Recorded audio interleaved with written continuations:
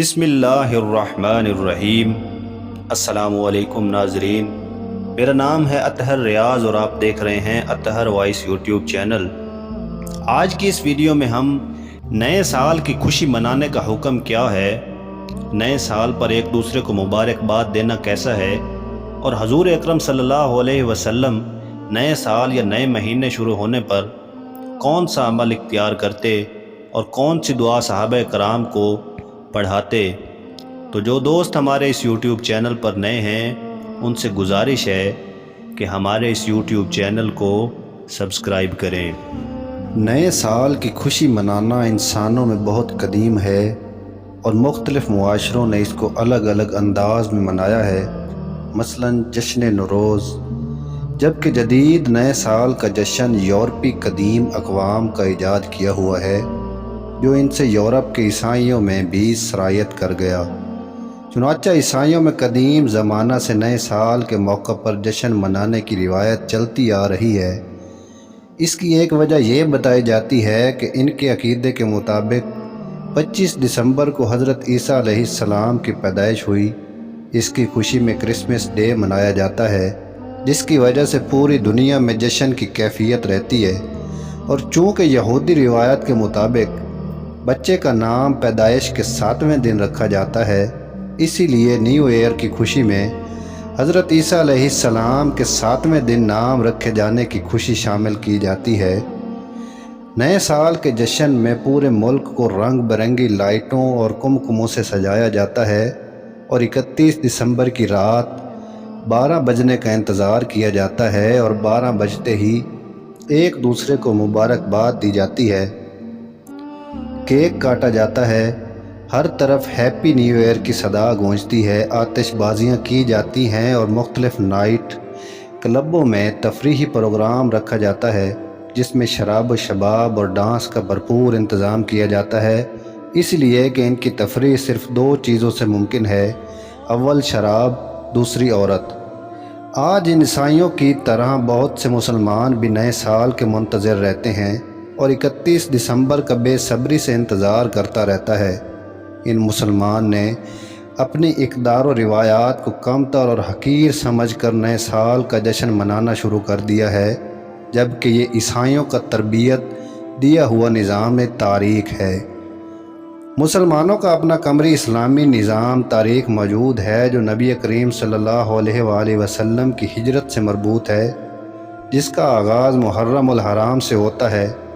یہی اسلامی کیلنڈر رہے، لیکن افسوس تو یہ کہ ہم میں سے اکثر کو اس کا علم بھی نہیں ہو پاتا۔ آج مسلمان نئے سال کی آمد پر جشن مناتا ہے، کیا اس کو یہ معلوم نہیں کہ اس نئے سال کی آمد پر اس کی زندگی کا 1 برس کم ہو گیا ہے؟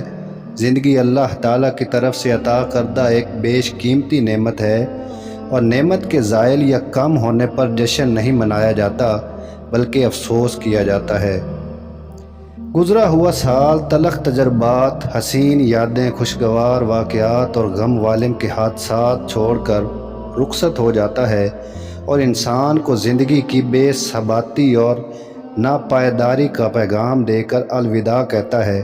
سال ختم ہوتا ہے تو حیات مستعار کی بہاریں بھی ختم ہو جاتی ہیں اور انسان اپنی مقررہ مدت زیست کی تعمیل کی طرف رواں دواں ہوتا رہتا ہے۔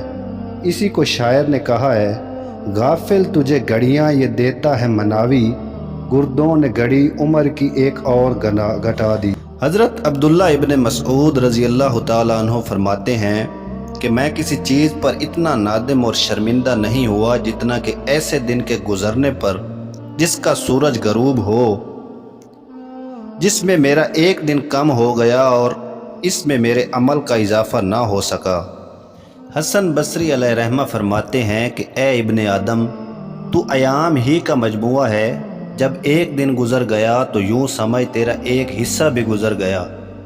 یہ عمر اور زندگی جو ہم کو عطا ہوئی ہے وہ صرف آخرت کی ابدی زندگی کی تیاری کی خاطر عطا ہوئی ہے کہ ہم اس کے ذریعے آنے والی زندگی کو بہتر بنا سکیں اور اپنے اعمال کو اچھا بنا سکیں۔ حضرت علی رضی اللہ تعالیٰ عنہ فرماتے ہیں کہ یہ ایام تمہاری عمروں کے صحیفے ہیں، اچھے اعمال سے ان کو دوام بخشو، نبی کریم صلی اللہ علیہ وآلہ وسلم کا ارشاد ہے، آدمی کے اسلام کی خوبی یہ ہے کہ وہ فضول چیزوں سے بچے۔ یہ مختلف طرح کے جشن یہود و نصاری اور دوسری قوموں کے منائے جاتے ہیں، جیسے father's day, valentine's day, children's day اور ٹیچر ڈے وغیرہ، اس لیے کہ ان کے یہاں رشتوں میں دکھاوا ہوتا ہے، ماں باپ کو الگ رکھا جاتا ہے، اولاد کو بالغ ہوتے ہی گھر سے نکال دیا جاتا ہے اور کوئی خاندانی نظام نہیں ہوتا۔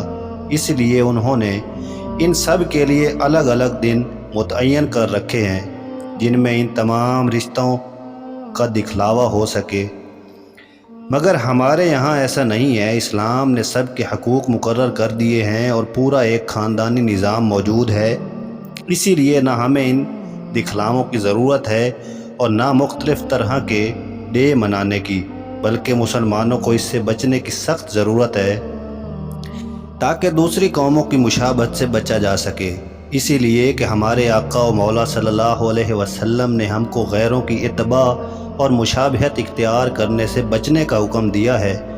ارشاد نبوی صلی اللہ علیہ وآلہ وسلم ہے، جس نے کسی قوم کی مشابہت اختیار کی تو وہ انہیں میں سے ہے۔ اب سوال یہ کہ اس موقع پر مسلمانوں کو کیا رویہ اختیار کرنا چاہیے جو قرآن و حدیث کی روشنی میں صحیح ہو۔ نئے سال سے متعلق کسی عمل کو تلاش کرنے کی کوشش کی تو قرآن اولیٰ کا کوئی اور عمل تو نہ مل سکا۔ البتہ بعض کتب و حدیث میں یہ روایت نگاہوں سے گزری کہ جب نیا مہینہ یا نئے سال کا پہلا مہینہ شروع ہو تو اصحاب رسول صلی اللہ علیہ وآلہ وسلم ایک دوسرے کو یہ دعا سکھاتے اور بتلاتے تھے،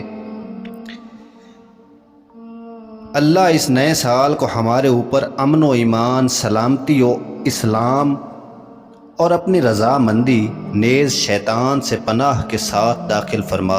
اس دعا کو پڑھنا چاہیے۔ نیز اس وقت مسلمانوں کو دو کام خصوصاً کرنے چاہیے، یا دوسرے الفاظ میں کہہ لیجئے کہ نیا سال ہمیں خاص طور پر دو باتوں کی متوجہ کرتا ہے، ماضی کا احتساب اور آگے کا لاہ عمل۔ ماضی کا احتساب، نیا سال ہمیں دینی اور دنیاوی دونوں میدانوں میں اپنا محاسبہ کرنے کی طرف متوجہ کرتا ہے کہ ہماری زندگی کا جو ایک سال کم ہو گیا ہے اس میں ہم نے کیا کھویا اور کیا پایا۔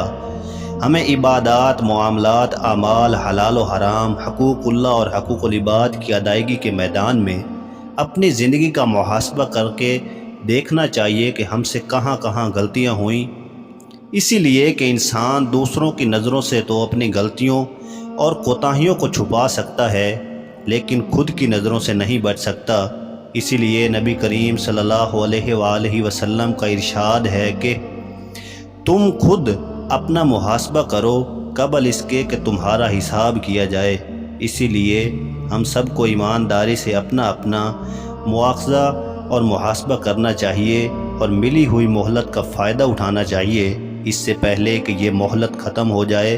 اسی کو اللہ جل شانہ نے اپنے کلام پاک میں ایک خاص انداز سے ارشاد فرمایا ہے، اور جو کچھ ہم نے تمہیں دے رکھا ہے اس میں سے ہماری راہ میں اس سے پہلے خرچ کرو کہ تم میں سے کسی کو موت آ جائے تو وہ کہنے لگے، اے میرے پروردگار، مجھے تو تھوڑی دیر کی مہلت کیوں نہیں دیتا کہ میں صدقہ کروں اور نیک لوگوں میں سے ہو جاؤں۔ اور جب کسی کا وقت مقرر آ جاتا ہے پھر اللہ ہرگز مہلت نہیں دیتا، اور جو کچھ تم کرتے ہو اس سے اللہ تعالیٰ اچھی طرح باخبر ہے۔ آگے کا لاہ عمل، اپنی خود احتسابی اور جائزے کے بعد اس کے تجربات کی روشنی میں بہترین مستقبل کی تعمیر اور تشکیل کے منصوبے میں منہک ہونا ہوگا کہ کیا ہماری کمزوریاں رہی ہیں اور ان کو کس طرح دور کیا جا سکتا ہے۔ دور نہ صحیح تو کیسے کم کیا جا سکتا ہے۔ انسان غلطی کا پتلا ہے، اس سے غلطیاں تو ہوگی ہی، کس غلطی کا ارتکاب تو برا ہے، اس سے بھی زیادہ برا یہ کہ اس سے سبق حاصل نہ کیا جائے اور اس کا ارتکاب کیا جاتا رہے۔ یہ منصوبہ بندی دینی اور دنیاوی دونوں معاملات میں ہو، جیسا کہ حدیث سے معلوم ہوتا ہے۔ نبی کریم صلی اللہ علیہ وآلہ وسلم کا ارشاد ہے، 5 چیزوں سے پہلے 5 چیزوں کو غنیمت جان لو۔ نمبر 1، اپنی جوانی کو بڑھاپے سے پہلے۔ نمبر 2، اپنی صحت و تندرستی کو بیماری سے پہلے۔ نمبر 3، اپنی مالداری کو فکر و فاقے سے پہلے۔ نمبر 4، اپنے خالی اوقات کو مشغولیت سے پہلے۔ نمبر 5، اپنی زندگی کو موت سے پہلے۔ نئے سال کی مبارکباد کے متعلق مختلف احباب اپنے خیالات کا اظہار فرماتے رہتے ہیں۔ کچھ احباب نے فقیر کو اس کے متعلق میسج کیے کہ اس بارے میں لکھو، سو فقیر نے فقہ علماء کے فتاوی جات اور مزید کچھ دلائل پیش کر دیے ہیں۔ امید ہے اس مسئلہ کے متعلق کافی ہوں گے۔ سال نو کا آغاز یقیناً اللہ کی نعمت ہے، ایک مدت کا اختتام اور دوسری مدت کا آغاز عطا الہی ہے۔ اس انعام خداوندی اور عطا الہی پر بیش گاہ ذوالجلال میں نذرانہ شکر پیش کرنا چاہیے، لیکن اس موقع پر باہم مبارکباد دینا تہنیت پیش کرتا ہے۔ ان نفوس قدسیہ نے ہمیں ہمیشہ تکلفات عرفیہ سے بالاتر ہو کر مقاصد کو پیش نظر رکھا۔ اسلامی سال کا آغاز تو خلیفہ دوم فاروق اعظم رضی اللہ تعالی عنہ اور امام حسین رضی اللہ تعالی عنہ کی شہادت سے ہوتا ہے، اور اختتام حج اور قربانی کے مہینہ پر ہوتا ہے۔ سال کا آغاز و اختتام اس جانب اشارہ کر رہا ہے کہ اہل اسلام کے شب و روز، ماہ و سال خالص اللہ تعالیٰ کی رضا و خوشنودی کے لیے وقف ہونے چاہیے۔ نئے شمسی یا قمری سال کے آغاز پر ایک دوسرے کو مبارکباد دیتے ہوئے خیر و برکت کی دعا دینے اور نیک تمناؤں کا اظہار کرنے میں شرعاً کوئی حرج نہیں، خاص طور پر جب اس کا مقصد محبت الفت کا تعلق قائم کرنا اور خوش دلی کے ساتھ پیش آنا ہو۔ نئے سال کی مبارکباد دینے والا اس بات پر خوش ہوتا ہے کہ اللہ نے ہمیں زندگی کا ایک اور سال بھی دکھا دیا ہے، جس میں ہمیں توبہ استغفار اور نیک عمل کمانے کا مزید موقع میسر آ سکتا ہے۔ یہ مبارک باد خوشی اور اللہ تعالیٰ کے شکر کا اظہار ہے۔ یہ نہ تو شرعی حکم ہے اور نہ اس کی قطعی ممانعت ہے، یہ ایک مباح عمل ہے۔ ایک مسلمان پر دوسرے مسلمان کے جو 6 حقوق ہیں، ان میں سے ایک یہ کہ جب اسے خوشی پہنچے تو اسے مبارکباد دے۔ حضرت عبداللہ بن حشام رضی اللہ تعالیٰ عنہ کی روایت ہے، جسے امام طبرانی نے الوسط میں درج کیا۔